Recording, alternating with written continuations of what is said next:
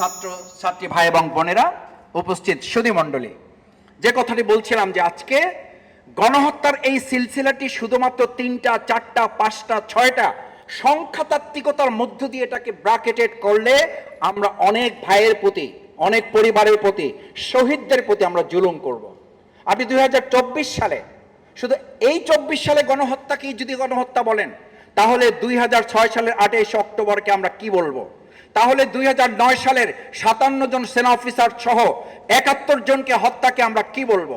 তাহলে ট্রাইব্যুনাল মাধ্যমে যে মানবতা বিরোধী অপরাধের রায় সাজিয়ে যাদেরকে প্রকাশ্যে ফাঁসিতে হত্যা করা হয়েছে, এদের ব্যাপারে আমরা কি বলবো? তাহলে 2021 সালে শুধু নরেন্দ্র মোদীকে আমাদের দেশে আনার জন্য 25 জনকে হত্যা করা হয়েছে, আমরা এটাকে কি বলবো? তাহলে আমরা 2013 সালের 28 তারিখ থেকে 5 তারিখ পর্যন্ত আমাদের 2.5 শতাধিক ভাইকে মাওলানা দিলওয়ার হোসেন সাঈদী রাহমাহুল্লাহর রায়কে কেন্দ্র করে যাদের উপরে গুলি চালিয়ে হত্যা করা হয়েছে, তাদেরটাকে আমরা কি বলবো? এই প্রত্যেকটা বিষয়কে সামনে রেখে যদি আমরা আজকে জাতিকে ঐক্যবদ্ধ করে এই সিদ্ধান্তে উপনীত হতে পারি, 2024 সালের 5ই আগস্ট, সেই দিন পর্যন্ত আপনারা বলেছিলেন আমাদের জুলাই শেষ হয় নাই, আমাদের আগস্ট শেষ হয় নাই, আমাদের জুলাই এবং আগস্ট চলমান আছে, এবং এটাকে চলমান রেখেই তৎকালীন প্রত্যেকটি গণহত্যা না, প্রত্যেক দিন এক একজন যাদেরকে হত্যা করা হয়েছে, প্রত্যেকটি হত্যাকারীদের চিহ্নিত করে বাংলাদেশের জনগণের সামনে বিচার নিশ্চিত না করা পর্যন্ত 36 জুলাই আগস্টের অভ্যুত্থানকারীরা থেমে থাকতে পারে না। আমার সম্মানিত ভাই এবং বন্ধুগণ, আসুন 36 জুলাইয়ের 4টি পয়েন্ট আমি শুধুমাত্র আমাদের করণীয় নির্ধারণ করে আমার কথা শেষ করব। নাম্বার 1, আমাদের অবশ্যই নির্ধারণ করতে হবে ফ্যাসিস্ট যারা, তারা কখনোই আর বাংলাদেশে মাথা উঁচু করে দাঁড়াতে না পারে তার দোসর, এবং তাদেরকেও এখন যদি সহযোগিতা করে তাদেরকেও চিহ্নিত করে দেশ এবং জাতির শত্রু হিসাবে নির্ধারণ করে তাদের ব্যাপারও আমাদেরকে প্রতিরোধ গড়ে তুলতে হবে, আইনের আওতায় তাদেরকে নিয়ে আসতে হবে। নাম্বার 2, এই গণহত্যা এবং প্রত্যেকটি শহীদ পরিবারের শহীদ সদস্য যারা, তাদের কাছে আমাদের দায়বদ্ধতা আছে। তাদের বিচার নিশ্চিত করার জন্য শুধু 2টা 3টা 4টা 5টা 6টা গণহত্যা বিচারের ইতিহাসে এগুলো আমরা তুলে ধরবো, কিন্তু প্রত্যেকটি হত্যার বিচারের জন্য আওয়ামী লীগ এবং তার দোসর যারা, তাদেরকে বিচার আওতায় নিয়ে এসে তাদেরকে কার্যকর ভূমিকা পালনের জন্য আমাদের ঐক্যবদ্ধ ভূমিকা পালন করতে হবে।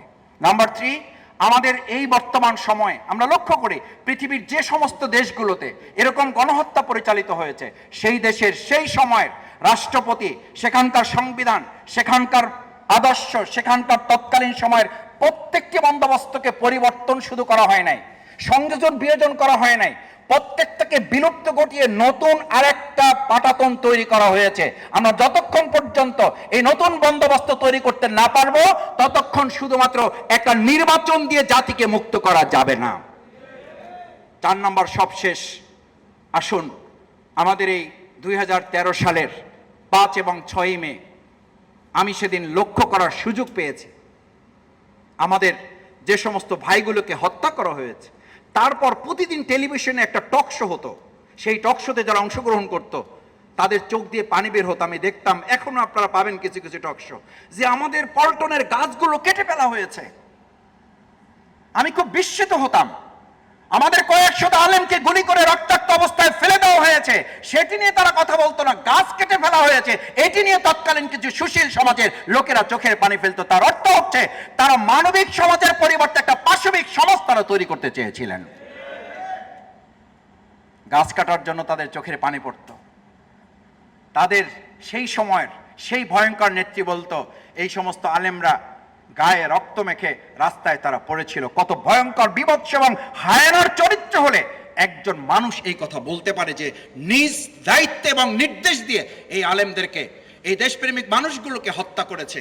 সেই লোকটা যখন বলে এরা রক্তমাখা অবস্থায় রাস্তায় পড়েছিল নিজেরা নিজেদের দায়িত্ব নিয়ে, আসুন সেরকম আরেকটা নতুন ফেসিবাদের সমাজ থেকে আমাদেরকে বাঁচতে হলে ঐক্যবদ্ধভাবে এই প্রত্যেকটি বিচারের কার্যকর করার জন্য আমরা যেন ভূমিকা পালন করি, যেমন ভূমিকা পালন করেছেন আপনারা জুলাই, আগস্ট, 71, 52, 21 এবং 24 জুলাই থেকে আগস্ট পর্যন্ত সেই ভূমিকা আগামী দিনেও আপনারা পালন করবেন, সেই প্রত্যাশা ব্যক্ত করে আমার কথা শেষ করছি।